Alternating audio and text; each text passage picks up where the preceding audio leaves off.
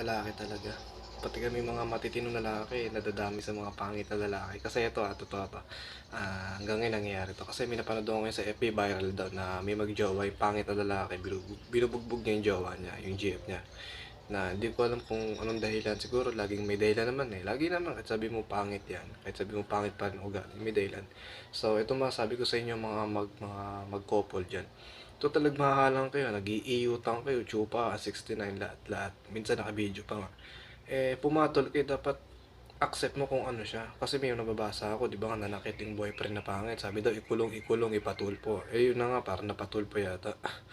And I don't care kung napatulpo or hindi. My point is, dapat magpatawaran kayo sa isa't isa. Mas okay nga yun, di ba? Boyfriend mo pa yung nananakit sa'yo. Sino gustong manakit sa'yo? Rapist. Mag-isip-isip din kasi kayo. Diba? Kaya kita niyo, sabi ng mga ilan sa comment, nababasa ko. Sabi, ayan, pantay na pantay yung ugali niya sa pagmumukha niya. Diba?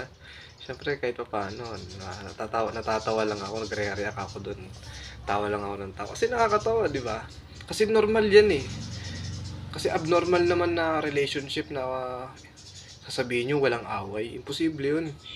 Sa magkakamag-anak ka, nag-aaway. Kami nga minsan ng kapatid ko, nag-aaway eh. Yung pa kayang viral video sa FB na magjowa lang. Siyempre magjowa lang kayo, natural yan. Kami rin sila nanay ko, nag-aaway. Kami rin minsan talaga, minsan.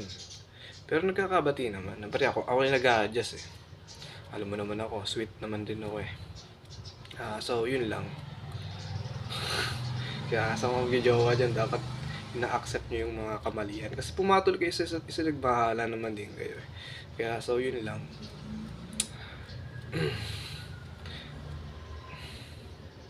Sa mga hindi nakagets, ayan. Yun lang.